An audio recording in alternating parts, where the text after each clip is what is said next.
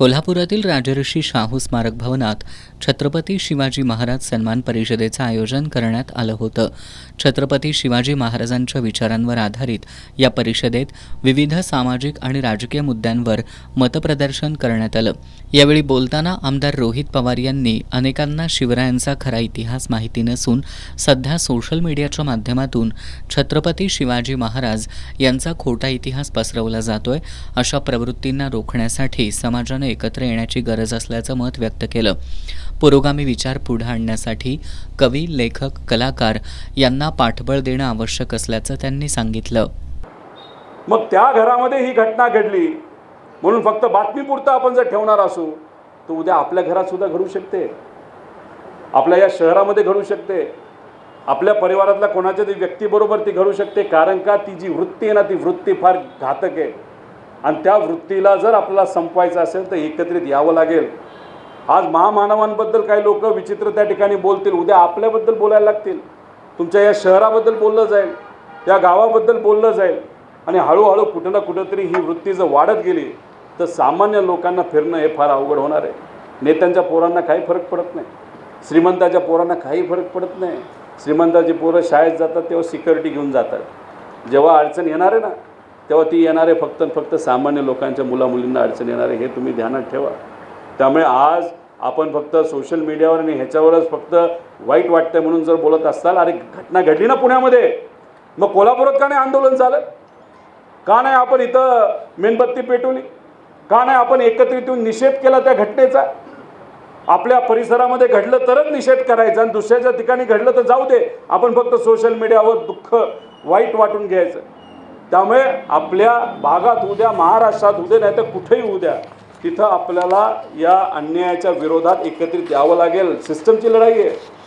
महाराष्ट्रातील संत भोंदू बागेश्वर बाबांसारखे चिरकुट विचाराचे नव्हते, ते महान होते, असंही आमदार रोहित पवार यांनी नमूद केलं.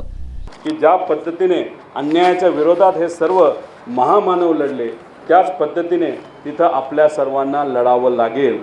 आणि काही नेते बघत असताना, बोलत असताना विचार करून बोलतात का असंच बोलून जातात हे मला माहीत नाही.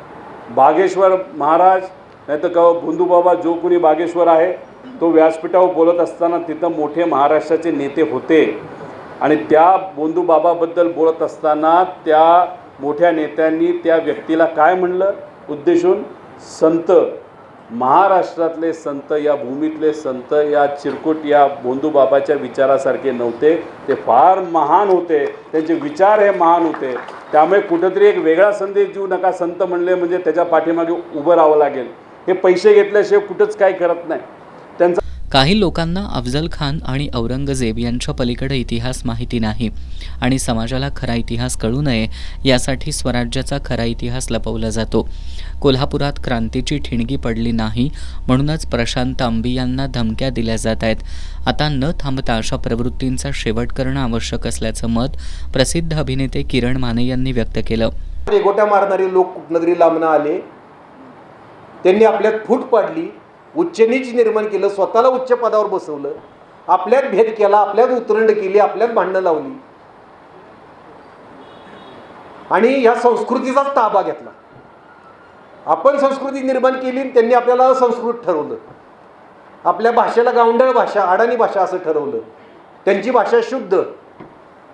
अशा पद्धतीनं वर्चस्ववाद सुरू झाला आणि प्रत्येक वेळी प्राचीन काळापासून आपले महामानव आले आणि त्यातून आपल्याला बाहेर काढून आपल्यात समता प्रस्थापित करण्यासाठी झटले, झगडले, ब्राह्मण्यवादापासून मुक्ती मिळावी म्हणून झगडले.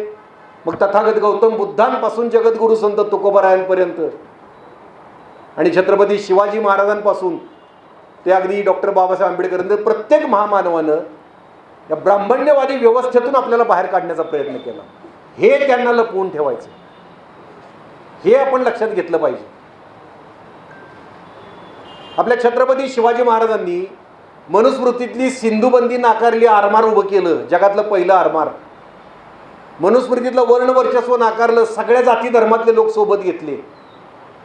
त्यात महाराजा नागना खंडू पण होता, मांगाचा येलाजी गोठे पण होता, नाव्याचा शिवा काशीद पण होता.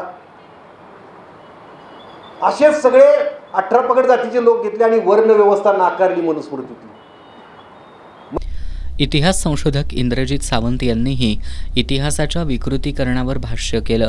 कॉम्रेड गोविंद पानसरे सच्चे शिवचरित्रकार होते, म्हणून शिवाजी कोण होता या पुस्तकावर लाखो लोकांनी प्रेम केलंय.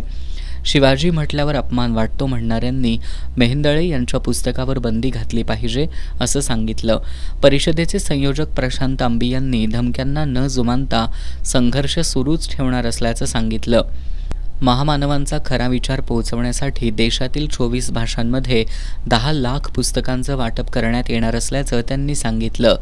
या परिषदेत रुपेश पाटील, उमेश पवार आणि बाबासाहेब देवकर यांनी पुरोगामी विचारांचं संरक्षण, ऐतिहासिक सत्य जतन करण्यासाठी कायदा तसंच शाहू फुले आंबेडकर विचार घराघरात पोहोचवण्यासंदर्भातील ठराव मांडले. हे ठराव एकमतानं मंजूर करण्यात आले. यावेळी व्ही.बी. पाटील, वसंतराव मुळीक, स्मिता पानसरे, गिरीश फोंडे, रघुनाथ कांबळे, आरती रेडेकर यांच्यासह नागरिक उपस्थित होते.